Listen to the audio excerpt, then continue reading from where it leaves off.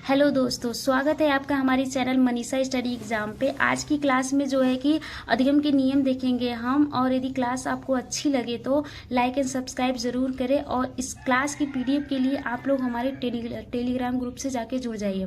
तो चलिए स्टार्ट करते हैं। देखते हैं कि लॉ ऑफ लर्निंग में पहले क्या है कि सीखने का सिद्धांत। सीखने के सिद्धांत में दो है, एक है व्यवहारवादी सिद्धांत और एक होता है आपका संज्ञानात्मक सिद्धांत। व्यवहारवादी में कौन कौन से मनोवैज्ञानिक है ये देख लेते हैं। तो थॉर्नडाइक है, स्किनर, पावलोव और वाटसन है। और संज्ञानात्मक सिद्धांत की बात करते हैं तो इसमें क्या होता है कि इसमें माइंड को जो होता है सक्रिय होना चाहिए। और इसमें कौन कौन से मनोवैज्ञानिक हैं तो प्याजे हैं, ब्रूनर हैं और वाइगोस्की है। अब आगे देखते हैं सीखने के मुख्य नियम।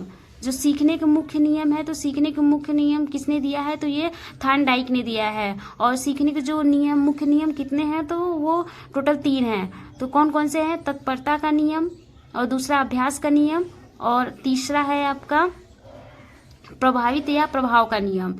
तो अब देखते तत्परता का नियम में वो होता है कि किसी काम को करने के लिए हम कितने तत्पर हैं। जितने ही एक्साइटेड रहेंगे उतने ही उस काम को जल्दी सीखेंगे। अब अगला देखते हैं अभ्यास का नियम। किसी काम को हम जितना ज़्यादा प्रैक्टिस करते हैं, उपयोग इसमें क्या होता है कि उपयोग का नियम और अनुप्रयोग का नियम आ जाता है अभ्यास के नियम में। अब अगला देखते हैं जो है कि सीखने का मुख्य नियम तो हो गया, जिसमें मुख्य नियम 3 थे। किसने दिया था तो थॉर्नडाइक ने दिया था। कौन कौन से होते ये आपको पता चल गया। तत्परता का नियम, अभ्यास का नियम और प्रभाविता का या प्रभाव का नियम। अब देखते हैं सीखने के गौड़ नियम। सीखने के गौड़ जो नियम है ये भी किसने दिया है तो ये जो है कि थॉर्नडाइक ने दिया है। और जो गौड़ नियम है ये पूरे 5 हैं। तो देख लेते हैं कौन कौन से हैं। तो देखिए पहला है बहु अनुक्रिया का नियम है, दूसरा है मानसिक स्थिति का नियम, तीसरा है आंशिक क्रिया का नियम, चौथा है दृश्य अनुक्रिया का नियम, पांचवा है सहचर परिवर्तन का नियम है। और सहचर परिवर्तन में क्या होता है कि इसमें विषय वस्तु को जोड़कर पढ़ाया जाता है।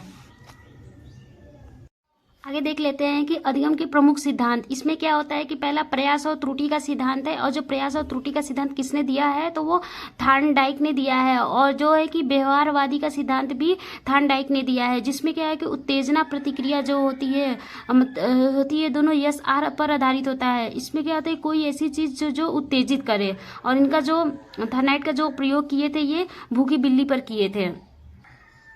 अब आगे देखेंगे हम जीन पियाजे का सिद्धांत। जीन पियाजे के सिद्धांत में देखेंगे कि इन्होंने 2 दिया था, जिसमें संगठन और अनुकूलन था। संगठन में क्या होता है कि इसमें पूरी लाइफ हम सीखते हैं और उसे अपनी पहली नॉलेज में संगठित कर लेते हैं। लेकिन अनुकूलन में क्या होता है कि कभी कभी ज्ञान के संगठन में जो दिक्कत आती है तो हम क्या करते हैं तो आप अनुकूलन करते हैं। अब आगे देखते हैं जो अनुकूलन होता है, अनुकूलन में 3 पार्ट होते हैं।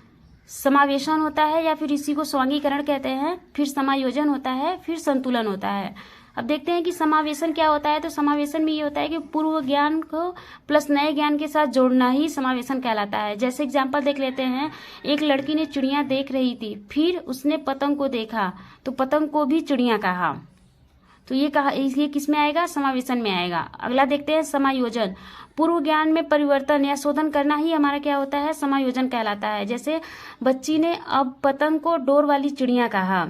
अगला देखते हैं संतुलन। संतुलन में क्या है कि पतंग को पतंग कहा, सही स्कीमा का निर्माण किया। स्कीमा वो होता है दिमाग में जो पहले से हमें नॉलेज है उसी नॉलेज का संग्रह को ही स्कीमा कहते हैं। अब आगे देखते हैं, जैसे नोट में यहाँ पे लिखा हुआ है कि पियाजे परिपक्वता और बच्चे के वातावरण के साथ अनुभव को महत्व देते हैं। जो जिन पियाजे थे वो बच्चों के जो परिपक्वता और उनके वातावरण के साथ अनुभव को ज्यादा महत्व दिए थे। और वो बताए थे कि सबसे पहले जो है कि विचार आया था और भाषा जो है वो बाद में आया था। और जिन पियाजे की जो बुक था वो था language and thought of the child था। और उन्होंने ये कहा कि बच्चा जब स्वयं से बात करता है तो वो अहम केंद्रित होता है। और उन्होंने बच्चे को नन्हा वैज्ञानिक भी कहा है। और जो डेवलपमेंट है वो असतत होता है। और सिद्धांत की बात करते हैं तो सिद्धांत जो संज्ञानात्मक विकास का सिद्धांत जो है वो 4 बच्चों पर प्रयोग किया था। संज्ञानात्मक विकास की अवस्थाएं के बारे में बात करते हैं तो जीन पियाजे ने संज्ञानात्मक विकास को 4 अवस्थाओं में विभाजित किया था। पहला था संवेदी पेशी अवस्था, दूसरा था पूर्व संक्रियात्मक अवस्था, तीसरा मूर्त संक्रियात्मक अवस्था और चौथा था अमूर्त संक्रियात्मक अवस्था। संवेदी पेशी अवस्था होती है जो जन्म से लेकर 2 वर्ष तक होता है, और जो पूर्व संक्रियात्मक अवस्था होता है वो 2 से लेकर 7 वर्ष तक होता है। मूर्त संक्रियात्मक अवस्था की बात करें तो इसमें जो है कि 7 से 12 वर्ष के बच्चे आ जाते हैं। अमूर्त संक्रियात्मक अवस्था जिसको फॉर्मल ऑपरेशनल कहते हैं वो हो जाएगी 11 से 15 वर्ष के बच्चे जो इसमें आ जाते हैं।